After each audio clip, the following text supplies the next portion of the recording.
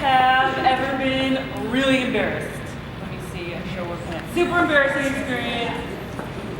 Yes, okay. Great, some of you haven't. It's amazing. I'm so jealous. Okay, well, I am gonna start you guys off by telling you a super embarrassing experience I had that kind of changed my life. So, here I am in 4th grade with awesome hair, and the way my school was set up in 4th grade was at the lunchtime there were some benches and tables, and the really cool kids sat towards the aisle, and the not so cool kids sat towards the window.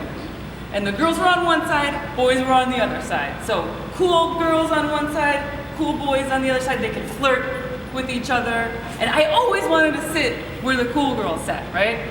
But I was not very cool. As you can see, I was not very cool. So one day I come late into lunch, and I've got my tray, and I'm so ready to sit down in the middle where just the normal average girls sit. And I see that the one seat is open where the coolest girl usually sat.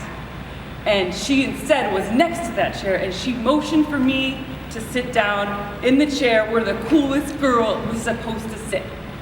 I couldn't believe it. I thought, wow, my life's totally changed. I'm gonna be the coolest girl ever. This is the best. I'm gonna be able to sit closer to the boys. And so I went really slowly. I had my lunch tray. I was so excited. I put it down. I made sure to go slow so everyone could see that now I was going to be the queen of the school and the coolest girl. And I sat down, and all of a sudden I felt this cold liquid take over my butt.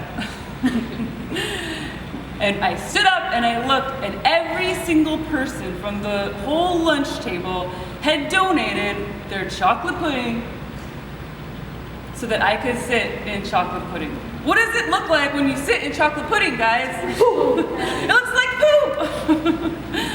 So this was so embarrassing. I stood up, it looked like I booted my pants, and I ran home crying. I ran all the way home, ran out the door, and went all the way home. I couldn't look at anyone.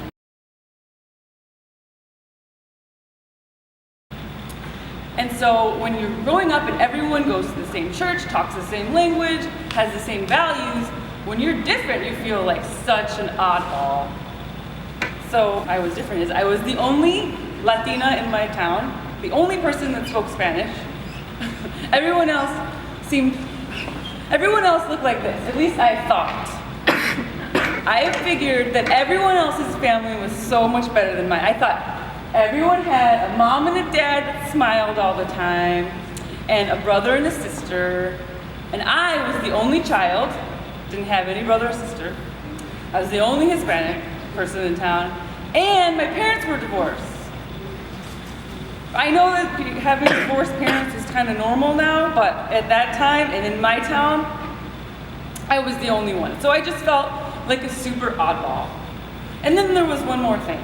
I thought everyone's family looked like this, and this is what my family looked like. 2 dads, that's right. My dad was gay. So here I was, such an oddball in a very traditional town, the only person with a gay dad. Now at the time, I didn't know what gay even meant. And being gay was totally different in the 80s. You know, there was no Ellen, there was no Modern Family. The only thing I knew about homosexuality at that time was that it was looked down upon and it was an insult. I decided to keep everything about me a secret. I held everything inside. I was kind of living a double life. I'd go hang out with my dad and his boyfriend on the weekends, and I would never tell anyone about it.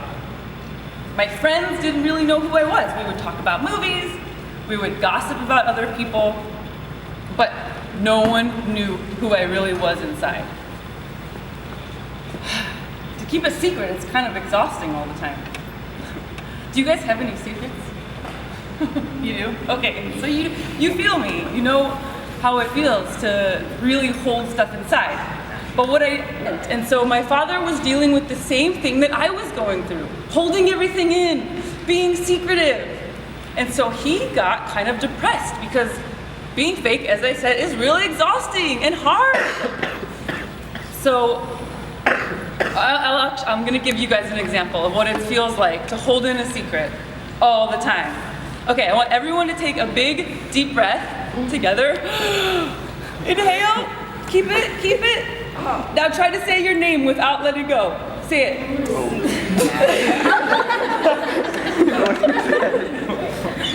It's hard, right? That's what it feels like when you're trying to hold something in all the time. So when I was 16, drove to the city where my dad was living, and there he was, and he was super depressed. I mean, holding in a secret your whole life and being ashamed of it can really take a toll, which is why I'm here. But he looked super sad and was really skinny, and I gave him a hug, told him I loved him, and I left. And that was actually the last hug I got to give him. Aww. Yeah. A couple days later, he took his own life, and I really think shame is what got him depressed and killed him. Now, when you're 16 and your dad dies, it's already hard. But when he dies on purpose, whew, that was really tough for me. Because I thought, wait a minute, I already thought that I was such a weirdo, right? And if your dad doesn't want to stay and see you grow up, man, that is really hard. And that was so tough for me.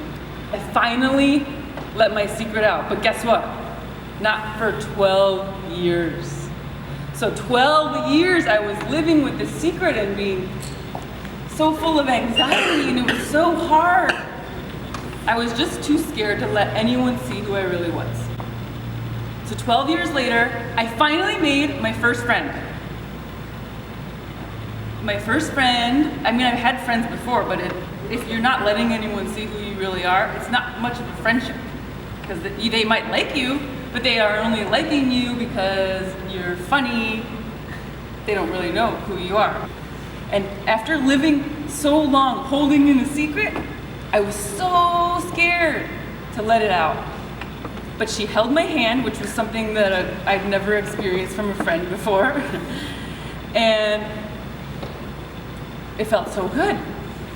I finally told her all about me. I finally cried in front of her. I finally told her what my life was like. I finally exhaled. What I did was, I started writing about it. And is anyone a writer in here? Yeah. It feels so good to write and put your story on the page. Even if you can't tell your story to other people, putting it on the page is good enough. A paper will always listen to you. So I started writing, and I started sharing my story online. And the coolest part was, I started meeting people that were just like me. My whole life I thought I was such a weirdo. I thought I was the only one. And then once I started putting stuff online, I realized, oh my God, there's so many people really were taking well to hearing my truth. And so I got hired to write my story in a book. This is the first book I was in, and it's called Dancing at the Shame Prom. And it's all about stories that people were holding in their whole lives. Because it's pretty common. We always think that it's common in society to think that we're not allowed to talk. After I got published in this book, I began learning that telling the truth is actually great in other aspects of writing. So I started writing commercials. Brands love when you tell the truth because the truth is what connects people. People started paying me, you guys. For 12 years, I didn't tell any truths. And then as soon as I started telling the truth, it totally changed my life. I started getting paid to tell the truth.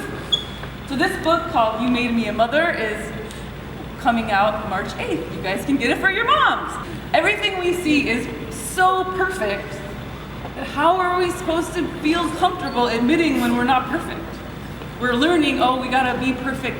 We can't have pimples, we can't have fat, how are we supposed to be honest when all we see is fake? Hard.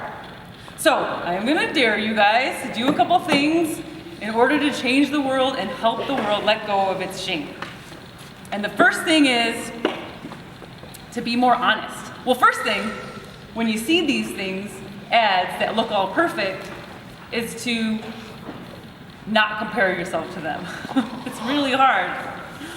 But to realize that whatever you're seeing in any magazine or any ad, is just to remember that it's not real. Second is to try to be honest when you are on social media or with your friends, just to try to not put up a fake persona like Brittany here is doing or like I was doing for so long. The next thing I want to dare you to do is not gossip, because it's so hard for us to be honest when we live in a world where there are entire magazines made just to make people feel attacked.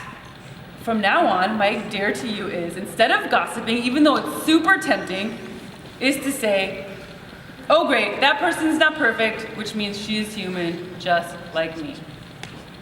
Everyone's human. When anyone makes a mistake, when anyone says the wrong thing, or wears the wrong thing, let's just be nice to them. And when you hear someone's gossiping about you, do that thing. Is this cool anymore? To brush it off? Not anymore, right? No, it's not. But can you just try it? And don't let it affect you when people are saying the bad things about you. Okay, especially online. People just hide behind that screen and say mean things. Forget those people. Okay, so the next dare I'm gonna do for you guys is to try to ask your friends better questions and have better conversations. Instead of saying, how many people today when asked how you were doing, how many people said fine? No one asked me. No one asked you how you're doing. How are you? I'm doing good. See, doing good. Let's try it again. So instead of maybe asking how you're doing, maybe let's try to ask different questions. I'm going to try again. Like, how do you feel about school today? It's fun. It's fun. How come it's fun? Because my friends are here and stuff, and I get to play basketball.